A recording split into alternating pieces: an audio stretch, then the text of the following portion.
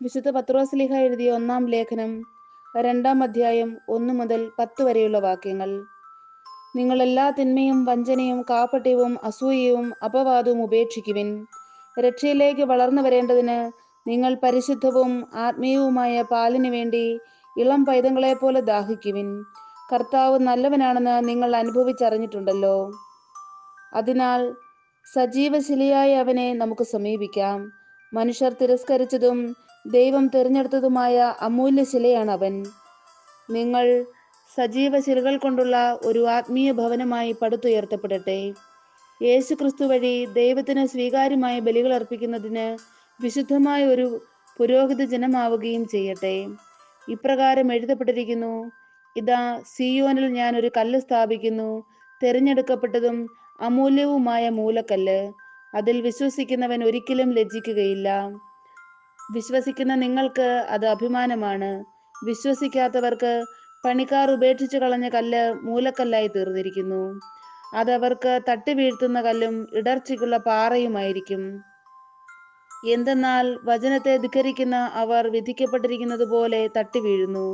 എന്നാൽ നിങ്ങൾ തിരഞ്ഞെടുക്കപ്പെട്ട വംശവും രാജകീയ പുരോഹിത ഗണവും വിശുദ്ധ ജനതയും ദൈവത്തിന്റെ സ്വന്തം ജനവുമാണ്.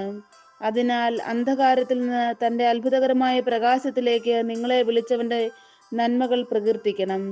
മുൻപ് നിങ്ങൾ ഒരു ജനമായിരുന്നില്ല, ഇപ്പോൾ നിങ്ങൾ ദൈവത്തിന്റെ ജനമായിരിക്കുന്നു. മുമ്പ് നിങ്ങൾക്ക് കരുണ ലഭിച്ചിരുന്നില്ല, ഇപ്പോൾ കരുണ ലഭിച്ചിരിക്കുന്നു. നമ്മുടെ കർത്താവായ മിശിഹായ്ക്ക് സ്തുതി. വിശുദ്ധ യോഹന്നാൻ എഴുതിയ സുവിശേഷം 10-ാം അധ്യായം 7 മുതൽ 16 വരെയുള്ള തിരുവചനങ്ങൾ.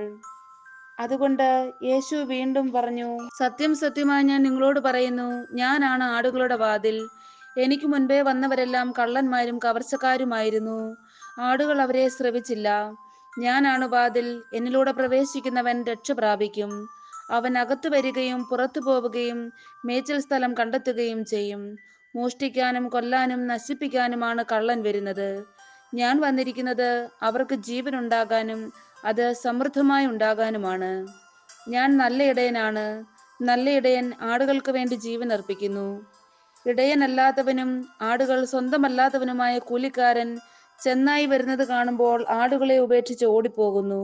ചെന്നായി വന്ന് അവയെ പിടിക്കുകയും ചിതറിച്ചു കളയുകയും ചെയ്യുന്നു. അവൻ ഓടിപ്പോകുന്നത് കൂലിക്കാരനായതുകൊണ്ടും ആടുകളെപ്പറ്റി താല്പര്യമില്ലാത്തതുകൊണ്ടുമാണ്. ഞാൻ നല്ല ഇടയനാണ്.